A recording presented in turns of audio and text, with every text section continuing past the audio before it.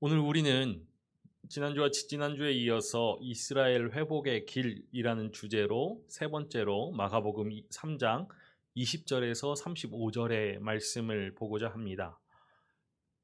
지난번에도 말씀드렸듯이 마가복음 3장 7절에서 35절까지는 마가의 요약이라고 할 수 있습니다. 앞선 그런 본문들의 말씀에서 4장으로 넘어가는 그 말씀들을 이어주는 그러한 다리 역할을 한다라고 말씀드렸지요. 우리가 지난주에 살펴보았던 본문은 12제자를 산에서 부르시는 그런 모습을 보았습니다. 12제자는 새 출애굽의 공동체로서 예수님과 함께 거하고 예수님의 사역들, 특히 축기의 사역들을 감당하면서 예수님의 파송을 받은 그러한 사람들이었죠. 12제자였습니다. 이것이 바로 새 이스라엘의 회복의 공동체, 하나님의 백성의 모체가 된다라고 말씀드렸지요. 이제 20절에서 35절의 말씀은 그 새 이스라엘의 공동체, 새 출애굽 공동체의 또 다른 면을 우리에게 보여주고 있습니다. 20절에서 35절의 말씀 상당히 긴 말씀인데요. 이 안에는 세 가지 다른 사건들이 갈등이라는 주제로 연결되어서 하나의 큰 대단락을 이루는 것을 우리가 볼 수 있죠. 이 갈등이라는 것은 예수님을 중심으로 하여서 유대 사회의 전통적인 조직에 속하여 있던 이들 사이에서 발생하는데, 그 첫 번째 갈등의 관계가 예수님 곁에 있는 자들, 예수님 곁에 있는 자들. 두 번째 갈등의 관계가 예루살렘에서부터 온 서기관들. 그리고 마지막 갈등의 관계가 가족들이지요. 이 세 부류의 그런 무리들과 예수님은 갈등, 대립을 경험하시는데, 이 세 사건은 모두 같은 공간, 동일한 공간, 집이라는 같은 공간에서 그때에 동일한 시간에 이루어지고 있습니다. 그런데 이 큰 세 사건을 하나의 큰 대단락으로 묶을 수 있는 것은 예수님의 사역, 예수님의 신분에 대해서 오해하고 있다. 그 오해에서 비롯된 갈등이기 때문에 큰 하나의 단락으로 구분할 수 있는 것이지요. 이 갈등이라는 주제로 이 대단락 20절에서 35절의 말씀을 보면은 크게 네 가지로, 네 구조로 구분할 수 있습니다. 첫 번째 갈등, 그리고 두 번째 갈등, 그리고 세 번째 갈등, 그리고 결론이죠. 곁에 있는 자들과의 갈등, 그리고 또 그 갈등에 이은 두 번째 갈등, 종교 지도자들과의 갈등, 그리고 마지막 갈등, 가족과의 갈등. 그리고 그 결론으로서 하나님의 새 가족의 탄생 선언이다. 이렇게 이 20절에서 35절의 말씀의 구조를 살펴볼 수 있을 것 같습니다. 우리 본격적으로 본문에 들어가면서 우리 20절의 말씀을 함께 읽어보겠습니다. 집에 들어가시니 무리가 다시 모임으로 식사할 겨를도 없는지라. 이 말씀을 새 번역 성경으로 보면은 새 동사가 보입니다. 새로운 이 단락으로 시작되는 이 20절에 세 가지 동사가 현재 시제로 사용되어져서 주의를 집중시키고 있죠. 마가복음은 현재 시제를 사용함으로써 그 주의를 집중케 하는 그런 어법을 사용하였다라고 제가 지난번에도 말씀드렸던 것 같습니다. 들어가다, 모여들다, 먹다. 예. 오늘 본문의 이 큰 이야기들은 이 집을 배경으로 시작하는데, 이 예수님께서 가버나움 그 사역의 거점으로 사용하였던 그 집, 베드로의 집이겠지요. 예수님께서 들어가신 이 집에서 다시 무리들이 모여서, 무리들의 집결지가 되어서 모인 사람들로 하여금 식사할 여유조차 없게 만들었죠. 공동체 중심의 그런 생활을 하였던 이 시대 당시에 집은 3대로 구성된 직계가족, 그러니까 친척들까지 그리고 종들까지 포함한 대가족이 이 공동체적인 유대를 맺으면서 살아가는 공간이자 영역이었습니다. 이러한 사회에서 한 개인의 정체성은 이 공동체, 집, 집에 의존되는 것이죠.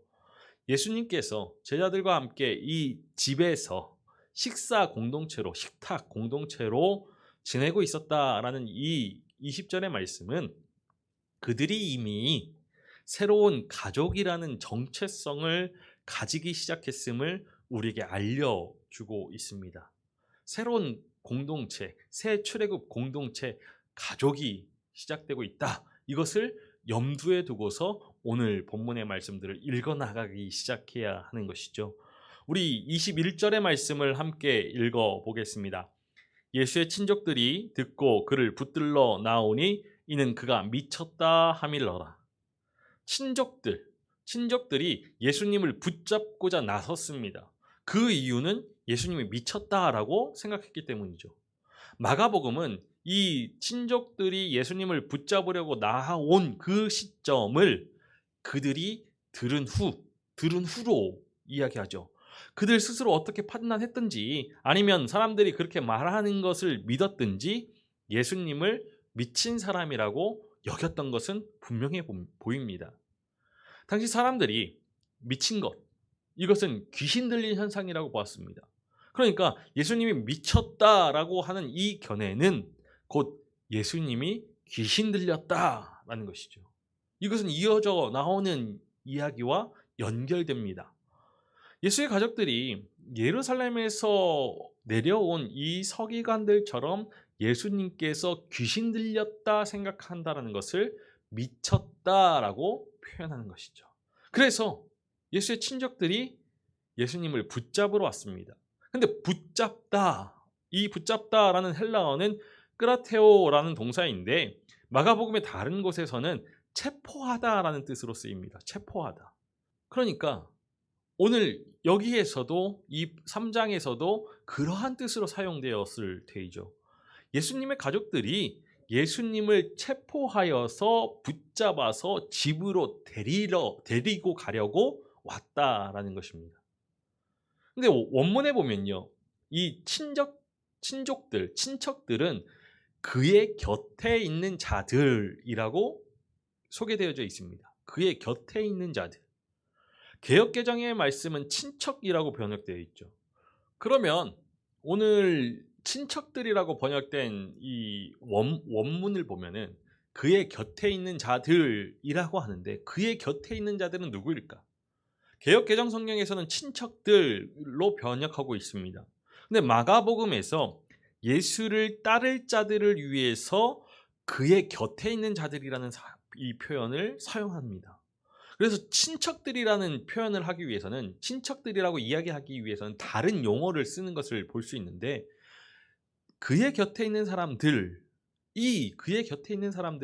우리가 이 본문에서 생각하기에 31절에 나오는 어머니와 형제들을 이야기한다라고 볼 수도 있죠. 그럼에도 왜 마가복음 이 3장 21절에서 이러한 표현, 그의 곁에 있는 자들, 이 애매한 표현을 사용하고 있을까? 사실 이 그의 곁에 있는 자들이라는 이 표현은 처음에 이 성경이 번역되어진 70인경 이쪽에서는 사절들, 지지자들, 친구들, 친척들을 가리킨 용례로 사용됩니다. 그러니까 마가복음이 이 그의 곁에 있는 자들이라는 단어를 사용하면서 우리에게 전하고자 하는 것은 다분히 의도적이라고 볼 수 있는데 그의 곁에 있는 자들은 예수님에 의해서 예수님과 함께 있도록 부름받은 제자들, 그들과 비교되고 있죠. 오늘 이 대단락의 20절에서 35절 대단락의 상황을 고려해 본다라면은 그의 곁에 있는 자들, 이것은 전통적인 그 관계의 범주 안에서 예수님과 함께 했던 가족들, 친척들, 마을 사람들까지, 마을 동료들까지도 포함할 수 있는 말인 반면에 예수님과 함께 있는 사람들, 부름받은 제자들, 그것은 하나님 나라를 중심으로 새롭게 모인 그 공동체, 그 주위에 모였던 자들을 가리키는 것이죠. 이러한 비교, 대조가 이 단락 안에서 20절에서 35절의 말씀에서 계속해서 비교되는 것을 볼 수 있는데 전통적인 범주, 그 관계의 범주 안에서 그의 곁에 있는 자들은 예수님을 붙잡고자 찾아왔다가 결국 밖에 서 있지만 새로운 가족이라고 불리우는 이들은 예수님 주위에 둘러앉아 있는 모습들, 그렇게 묘사되고 있죠. 그러니까 마가복음은 전통적인 이 관계의 범주를 고집하면서 예수님을 자신들의 옆에 붙잡아 두려고 하는 이 가족, 친척, 마을 사람들을 포함시키고자 그의 곁에 있는 자들, 제자를 상징하는, 예수님을 따르는 지지자들을 상징하는 그의 곁에 있는 자들을 사용하고 있다는 것이죠. 애매한 표현을 사용하고 있다는 것입니다. 마가복음이 예수님의 그 가족과 예루살렘에서 온 서기관들, 그들이 비슷한 생각을 가진 집단으로 분류합니다. 이것은 혈연적인 관계를 통하여서 새 이스라엘이 이루어질 때 그 새 이스라엘의 초석의 역할을 하거나 아니면 새 이스라엘이 이루어졌을 때 교권을 장악하려는 사람들, 예수의 가족들 가운데서, 아니면 율법적인 그 쥐에 의존하여서 그 교권을 가지고 그 이스라엘의 새 이스라엘의 초석의 역할을 할 사람들을 경계하고 있는 것을 보여주는 것이죠. 새 이스라엘이 회복되는 그 길에 중요한 것은 혈연이 아니고 학식이 아니라 하나님의 뜻대로 행하는 것임을 이야기하고자 하는 것입니다. 그래서 이어서 서기관들과 함께 또 가족들과 함께 갈등 관계 속에서 그것을 드러내 보여주시는 것이죠. 우리 마가복음 3장 22절의 말씀을 함께 읽어보겠습니다. 예루살렘에서 내려온 서기관들은 그가 바알세불이 집혔다 하며 또 귀신의 왕을 힘입어 귀신을 쫓아낸다 하니, 예루살렘으로부터 온 서기관들, 율법학자들이 예수님께서 바알세불에게 바알세불이 들렸다, 귀신이 들렸다라는 것이죠. 바알세불이라는 그 이름의 기원과 의미를 살펴보면 이스라엘이 이방 나라의 에그론의 신 바알에게 붙인 경멸적인 이름 바알제북이 그 기원일 수 있는데요. 이 이름을 살펴보면 바알은요, 그 당시 가나안의 신을 일컫는 고유 명사였습니다. 근데 이 바알이라는 말을 일반적인 용어로 사용한다면은 주를 뜻하는 말이지요. 근데 바알제북에서 제북은 구약 성경에서 처소의 뜻으로도 사용되어졌습니다. 그러니까 바알세불은 집주인이라는 뜻으로 사용되어질 수 있죠. 우리가 마태복음 10장 25절에서 이 용어를 사용할 수 있습니다. 예수님께서 바알세불을 집주인으로 풀이하신 것을 볼 수 있죠. 그리고 이 바알세불은 사탄의 다른 이름으로도 볼 수 있습니다. 유대 문헌에 따르면 이 사탄의 다른 이름으로 아스모데우스, 벨리아, 마스테마 등 다양한 이름으로 불릴 수 있는데, 바알세불이 사탄의 다른 이름이다라는 것이죠. 그리고 솔로몬의 유언이라는 그 책을 보면은 바알세불이 귀신의 우두머리로 표현되어지고 있습니다. 이렇게 바알세불에 대한 그 이름의 의미가 다양한데 그 용어의 정확한 기원이나 의미가 무엇인지 알 수 없지만 이러한 앞서 말씀드렸던 그러한 의미들이 예수님의 이 말씀 가운데서 다 확인되어질 수 있습니다. 바알세불에 내포된 그 집주인이라는 뜻은 축기가 바알세불에게 들렸기 때문에 가능한 것이 아니라 도리어 강한 자의 집에 들어가서 먼저 강한 자를 묶었기 때문에 가능하다라는 예수님의 해명, 그 해명에 암시되어 있죠. 강한 자의 집 바알세불, 강한 자는 곧 바알세불이죠. 그리고 또 바알세불의 이름이, 그 바알세불이 사탄의 다른 이름이다라는 것도 예수님이 설명해 주신 부분에 포함되어져 있습니다. 바알세불이 들려서 축기를 한다는 그 비난에 맞서서 어떻게 사탄이 사탄을 내몰 수 있는가? 라고 응답하셨을 때 바알세불을 사탄으로 이해하셨음을 우리가 볼 수 있죠.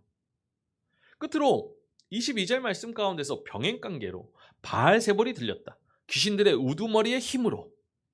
이거는 병행관계이죠. 병행관계이기 때문에 바알세불은 귀신들의 우두머리로 동격인 것입니다.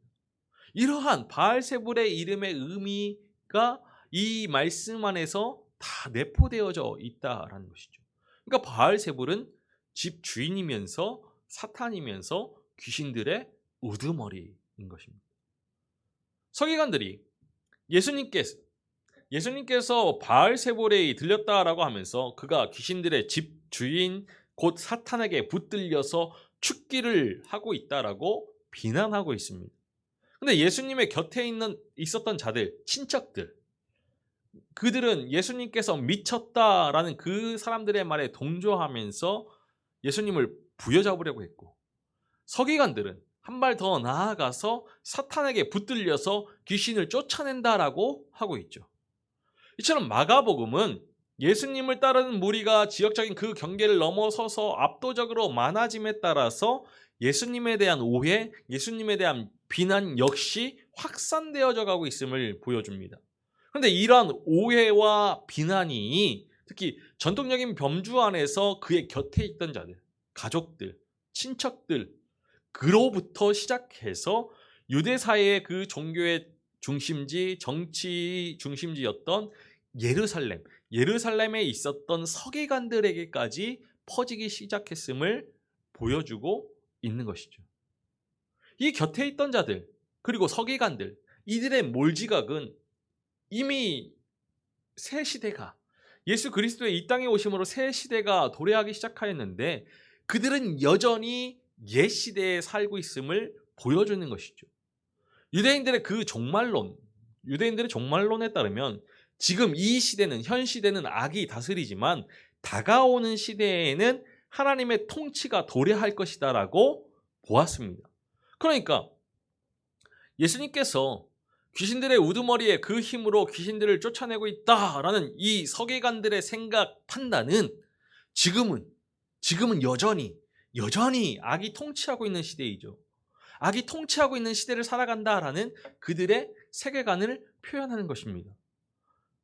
그러니까 예수 그리스도로 이 땅에 시작된 새 시대를 바라보지 못하고 있습니다. 한치도 벗어나지 못한 그들의 시대 이해를 반영하고 있는 것이죠. 예수님이 새 시대의 담지자로 온 것이 아니라 그들은 여전히 예수님을 오해하고 잘못 판단하고 있는데 옛 시대의 담습자로 보고 있는 것입니다. 악의 통치의 시대에 귀신들의 우두머리에 힘을 빌려서 축기를 하는 옛 시대의 담습자로 보고 있는 것이죠. 예수님은 그의 축기 사역과 그의 능력의 기원을 비유로 설명해 주십니다. 이 비유는 집 혹은 강한 자의 집과 관련되어져 있는데 우리가 앞서 보았듯이 서기관들로부터 바알세불 곧 귀신들의 집 주인에게 사로잡혀서 귀신을 쫓아내고 있다라는 그 비난을 받은 것과 연관하여서 이 비유를 이해할 수 있게 되죠.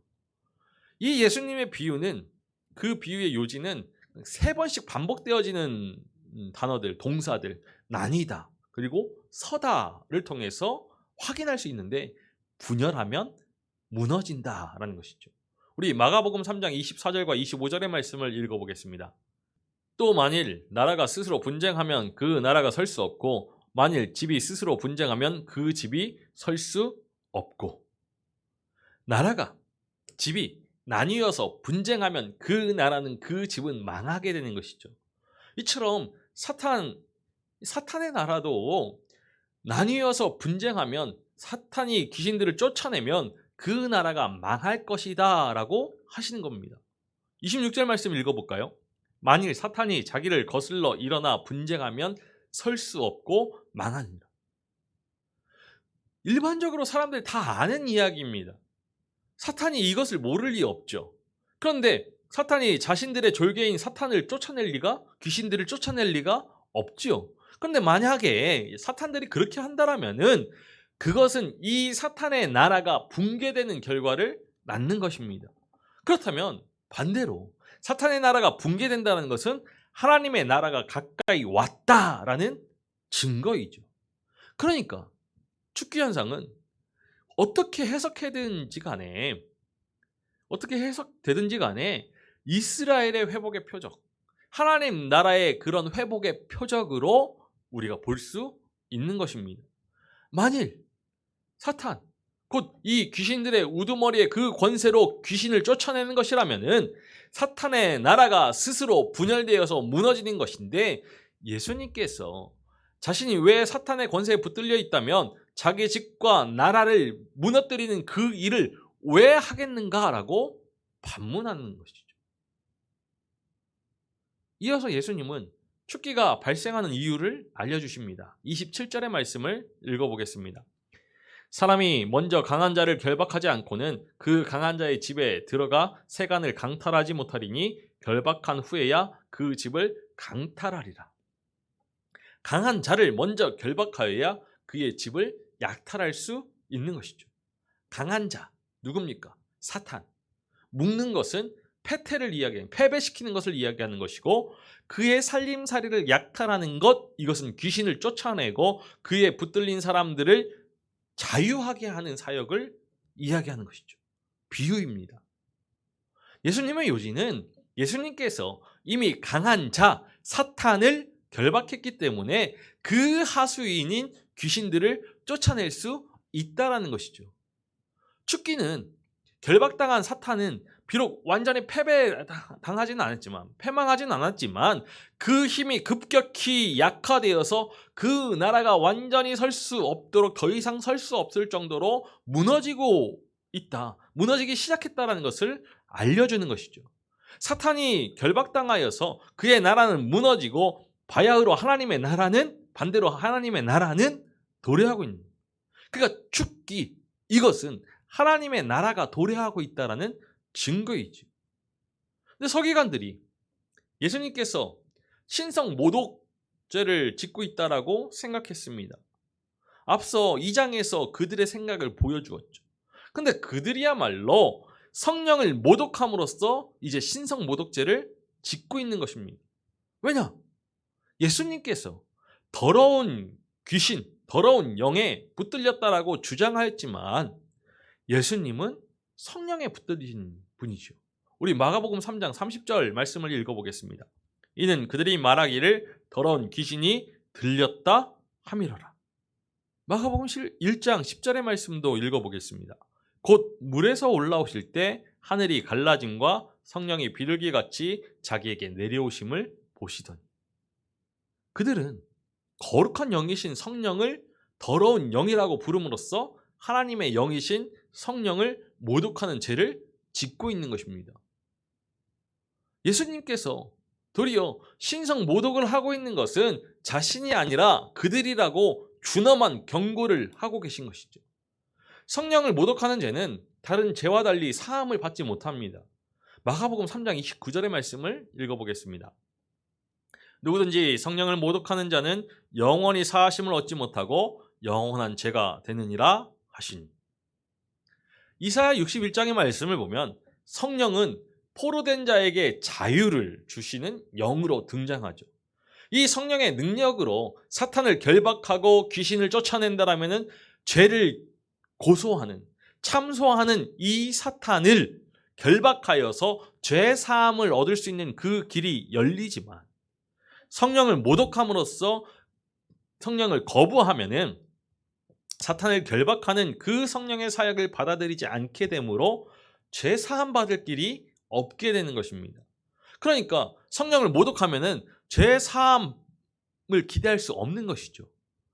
성령을 모독하는 것, 이 죄는 다른 죄와 달리 죄 사함의 길을 막는 그러한 특별한 종류의 죄인 것입니다. 그렇다면 이 말씀의 전문가들이라고 할 수 있는, 구약 성경의 전문가들이라고 할 수 있는 이 서기관들이 도대체 왜 성령을 모독하는 죄를 짓고 있는 것일까? 그 원인이 무엇일까? 그것은 자신들의 그런 확신, 자신들의 신학의 확신이죠. 예수가 틀렸다. 자신들이 옳고 자신들의 신학이 맞다라는 그 확신 때문입니다. 신학적인 지식으로 예수님을 판단할 때 예수님의 신학과 자신들의 신학이 달랐기 때문이죠. 이렇게 다를 때 왜 자기들이 틀렸다라고 생각하지 못할까?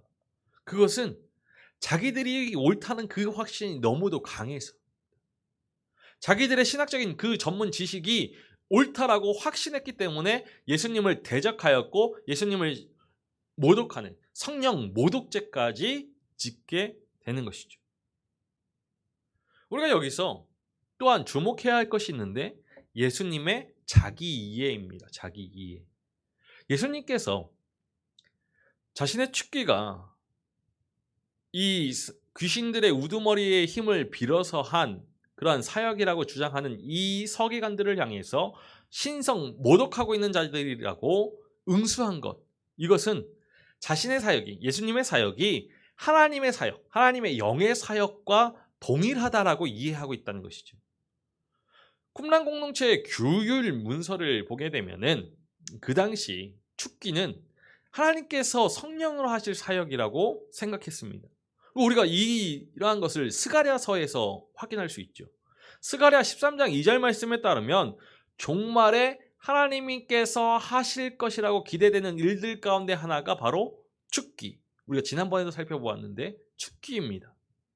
그렇다면 이 축기 사역과 지금 서기관들과의 이 논쟁에서 보여주듯이 하나님께서 하실 일을 자신이 하고 있다라고 보는 점에서 예수님은 이스라엘의 하나님, 이 하나님의 정체성을 가지고 있다는 것이죠. 새 출애굽을, 새 이스라엘을 일으키실 하나님, 하나님의 아들 예수 그리스도입니다. 이제 마지막 갈등입니다. 가족들과의 갈등, 31절과 32절의 말씀이죠. 이 말씀은 그의 형제들 그리고 어머니의 등장으로 시작하는데 그 등장 역시 현재 시제, 온다로 표현되고 그 등장에 초점을 맞추고 있습니다. 우리 31절과 32절의 말씀을 읽겠습니다. 그때 예수의 어머니와 동생들이 와서 밖에 서서 사람을 보내어 예수를 부르니 무리가 예수를 둘러 앉았다가 여짜오되 보소서 당신의 어머니와 동생들과 누이들이 밖에서 찾나이다. 앞서 21절에서 예수님을 찾고자 나섰던 이들을 가리켜서 사용되었던 그의 곁에 있는 자들, 그들은 그 표현에는 그 구성원으로서 그 가족들을 포함하고 있기 때문에 지금 이 31절에서 예수의 어머니, 형제들 이렇게 등장하는 것은 놀라운 일은 아니죠. 근데 이 직계가족, 예수님의 어머니, 형제들, 이들의 등장은 지금 우리가 마지막으로 살펴보아야 할 하나님의 그런 새로운 가족의 탄생, 하나님의 새로운 가족의 탄생이라는 그 주제의 배경을 이룬다라고 볼 수 있습니다. 어머니와 형제들, 그들은 예수님께서 사람들과 함께 머물러 있는 그 집 밖에 서서 사람을 보내어서 예수님을 부르는데 그것은 그들이 집을 떠나서 예수님을 찾아온 이유, 그 이유가 붙잡기 위해서라는 것을 보여주는 것이죠. 이렇게 예수님의 직계가족, 혈육의 이런 공간적인 위치에 대한 마가의 묘사가 우리가 주목해 볼 만합니다. 그들은 밖에 서 있죠. 그리고 밖에서 찾고라고 서술하고 있습니다. 이런 혈육의 관계들, 가족들이 이 밖에서 찾고 이런 위치와 이런 자세들을 보여주는 것은 그와 반대로 한 무리의 사람들이 집 안에서 예수님 곁에 앉아 있는 것과 주위에 둘러 앉아 있는 무리들과 대조되는 것이죠. 전통적인 범주의 그 관계의 범주에 있는 가족들, 혈연의 관계들, 그 가족들은 밖에 서 있는 반면에 또 다른 무리는 예수님과 함께 집 안에 서 있죠. 안과 밖, 이 집을 기준으로 한 이 공간적인 구분이지만 이 단락에서 이 공간을 넘어서서 새로운 가족을 설정하기 위한 은유적인 개념으로 확장되는 것을 우리가 볼 수 있습니다.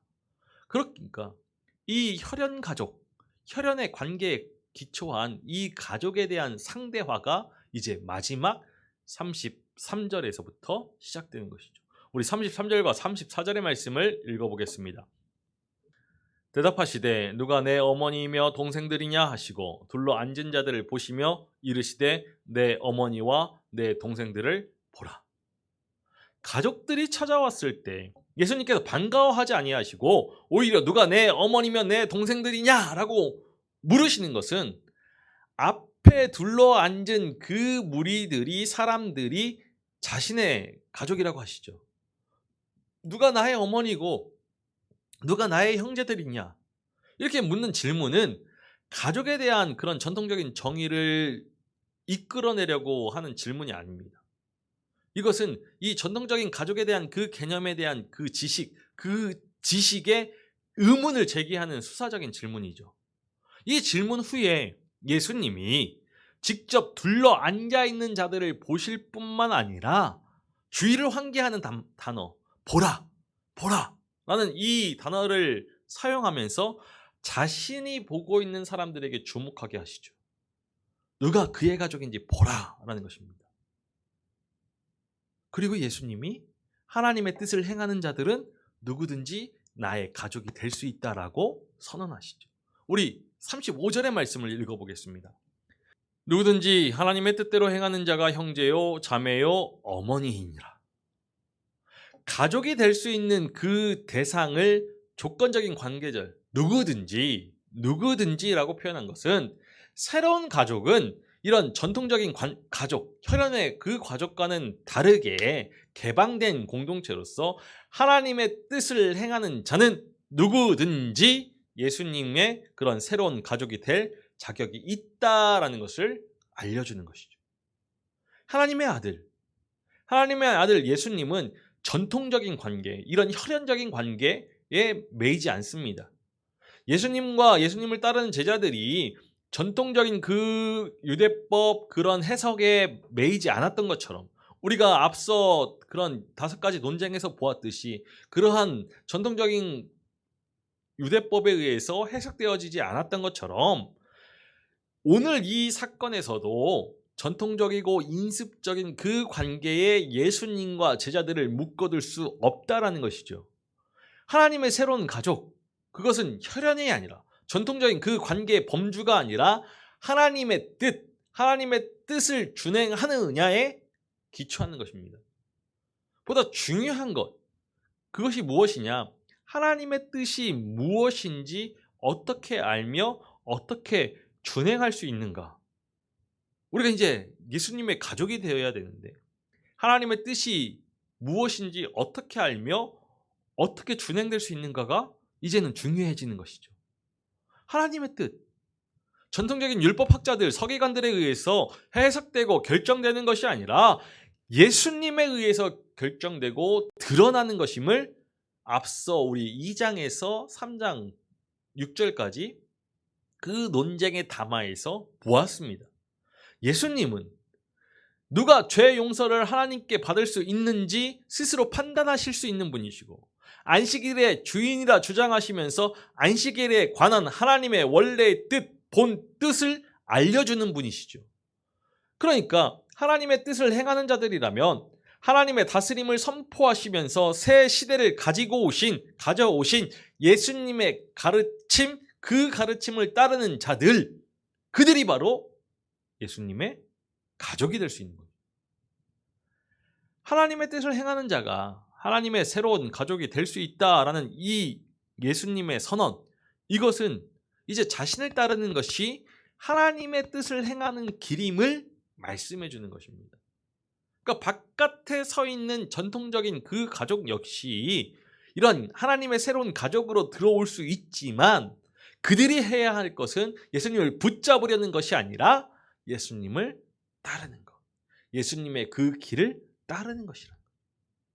그러니까 이 가능성은, 새로운 가족이 될 가능성은 전통적인 가족뿐만이 아니라 그의 곁에 있는 자들로 지칭될 수 있는 친구, 친척, 지지자들 모든 이들에게 열려 있다는 것입니다. 하나님의 뜻을 행하는 자, 누구든지 나의 형제들이고 나의 자매들이며 나의 어머니입니다 라는 이 표현은, 이 선포는 새로운 가족이 지니는 몇 가지 중요한 특징을 이야기해 주죠. 첫 번째로 나의 형제, 자매, 어머니로 부르는 것은 예수님께서 다른 이 공동체 새 가족의 구성원들과 형제 관계임을 이야기해 주시는 겁니다. 그러니까 새로운 가족에서 하나님은 아버지이고 예수님과 다른 제자들은 모두 다 형제 관계, 자매 관계라는 것이죠. 새로운 가족의 이러한 성격, 이것은요, 예수님께서 형제로 또는 자매로, 어머니로 부른 이들이 그의 주위에 둘러 앉아 있고 그들을 둘러보셨다라는 표현들에서도 암시되어 있는 것을 볼 수 있습니다. 모두가 가족의 그 앉은 모양을 묘사하는 말이죠. 둘러 앉아 있다, 둘러보셨다. 그러니까 그 가족은, 하나님의 이 새로운 가족은 서열에 따른 수직적인 구조가 아니라 모두 둘러 앉아 있는 수평적인 관계에 기초한다라는 것입니다. 그리고 두 번째로 이 35절의 선포는 새로운 가족뿐만 아니라 예수님께서 창조하시는 그 새 이스라엘이 누구인지를 여기서 재정의하는 것이죠. 형제는 혈육으로 맺어진 동기들, 우리의 피를 나눈 형제, 우리의 형, 동생, 자매를 이야기하는 그 호칭으로 제한되지 않습니다. 예수님의 가족은 예수님께서 창조하시는 새로운 이스라엘을 가리키는 다른 표현인 것이죠. 시편 22편 22절과 23절의 말씀을 보면은 형제는 그런 이스라엘의 민족, 그 이스라엘의 동료들을 가리키는 말로 표현되죠. 여호와를 두려워하는 너희, 야곱의 모든 자손, 이스라엘의 모든 자손이 이 형제라는 말과 평행되니까 동일한 대상을 부르는 말입니다. 그러니까 예수님께서 내 형제라고 하실 때에는 하나님을 두려워하는 참 이스라엘을 가리키는 것인데, 이 참 이스라엘은 혈연으로 규정되지 않고 하나님의 뜻에 따르는 그 행함으로 규정되는 것이죠. 혈연에 의한 유대인들이 참 하나님의 백성이 아니고 하나님의 뜻에 따라 순종하며 행하는 사람들이 참된 하나님의 백성이다, 새 이스라엘이다 라고 알려주십니다. 그렇다면 하나님의 뜻을 행하고 실천하는 사람이 그의 형제요 자매라는 예수님의 말씀은 이제 예수님을 통해서 드러나게 된 그 하나님의 뜻을 실천하는 사람이 새로운 이스라엘이라는 그 함의 역시 가진 것.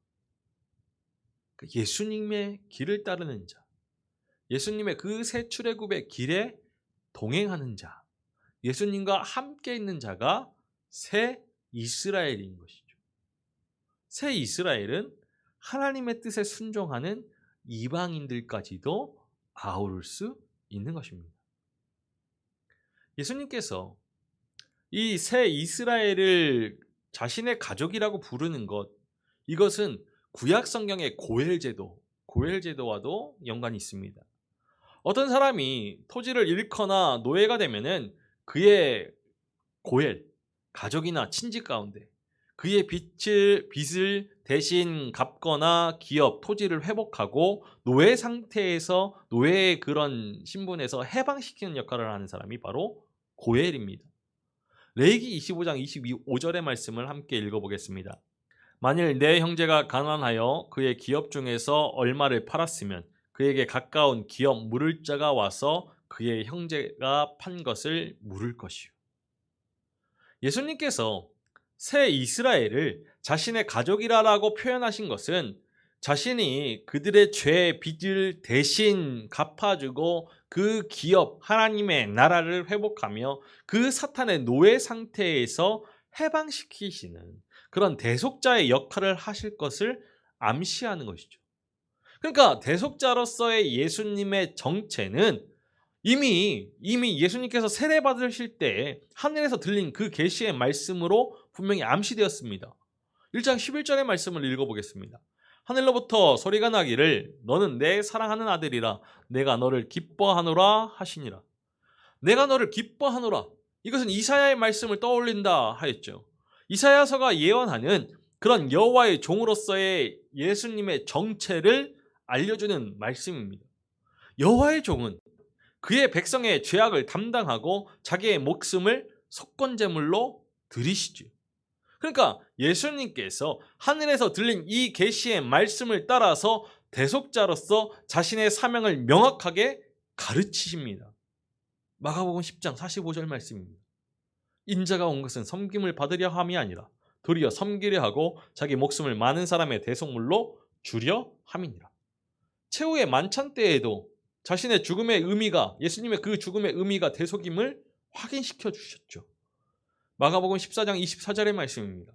이것은 많은 사람을 위하여 흘리는 나의 피 곧 언약의 피니라. 이 예수님의 대속을 통하여서 죄 사함을 얻은 사람들이 누구입니까? 바로 예수님의 가족입니다. 가족.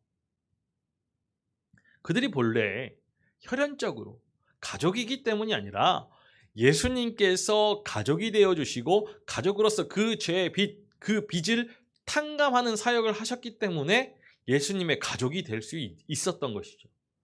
예수님께서 하나님의 뜻대로 죄 사함을 위한 대속의 제물이 되어주셨듯이 하나님의 뜻대로 이 대속의 죽음을 믿고 받아들이는 사람이 예수님의 가족, 참 하나님의 백성인 것이죠. 하나님의 뜻대로 하나님의 백성에게 요구되는 그 삶의 방식대로 사는 사람들이 참 하나님의 백성인 겁니다. 가족, 형제, 자매, 예수 그리스도께서 대속의 은혜로 우리를 가족으로 삼아 주신 것이죠. 그러니까 우리가 해야 할 일은 분명합니다. 이 이스라엘의 회복의 길을 여신 예수님을 따라야죠. 예수님의 뜻대로 예수님께서 여신 그 길을 쫓아가야 합니다. 순종해야죠. 하나님의 뜻을 행하고 하나님의 백성다운 삶을 살아가는 것이 예수님의 가족, 새 출애굽의 공동체, 새 이스라엘이 되는 것입니다. 오늘 우리는 분명히 깨닫습니다. 우리를 형제 삼아주시고 자매 삼아주시고 그의 가족 삼아주신 예수 그리스도의 대속의 은혜, 그 대속의 사명에 감사하면서 우리 또한 하나님의 뜻을 행하는 믿음으로 예수 그리스도께서 보여주신 그 십자가의 길을 택하고 그 길을 열심을 다해서 달려나아가는 믿음으로 하나님의 자녀다운 하나님의 백성다운 삶을 살아야 하는 것이죠. 사순의 절기입니다. 우리는 과연 어디에 서 있습니까? 집 밖에서 예수를 붙잡으려 나온 그의 곁에 있는 자들입니까? 아니면 우리는 예수님과 함께 거하고 그의 길을 쫓아서 그의 뜻을 행하는 그와 둘러앉은 무리들입니까? 제자들입니까? 우리가 나아가야 할 그 길은 예수님과 함께 거하면서 예수님의 뜻을 행하는 것임을 다시 한번 깨달을 수 있기를 간절히 소망합니다. 기도하시겠습니다. 살아계셔서 찬양받으시기에 합당하신 아버지 하나님, 우리의 삶을 회복시키기 위하여서 생명의 생명다움을 회복시키기 위하여서 우리 주 예수 그리스도를 이 땅에 보내주심에 참으로 감사를 드립니다.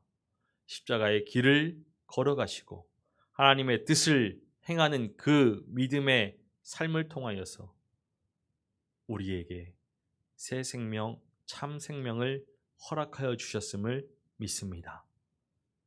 예수 그리스도로 인하여서 하나님의 자녀가 된, 예수의 새 가족이 된 우리의 믿음이 날마다 하나님의 뜻을 온전히 행할 수 있기를 소망합니다. 하나님의 뜻을 구하는 일에 거침이 없게 하시고 날마다 그 뜻에 우리의 삶을 내려놓고 순종하며 행함에 있어서 용기 있게 하여 주옵소서. 늘 우리 주 예수 그리스도를 바라보면서 그 십자가 대속의 은혜에 감사하면서 기쁨으로 믿음을 힘써 살아냄을 통하여서 이 땅에 하나님의 나라를 세워갈 수 있는 우리 모두가 되게 하여 주옵소서. 감사를 드리며 우리 주 예수 그리스도의 이름으로 기도하옵나이다. 아멘.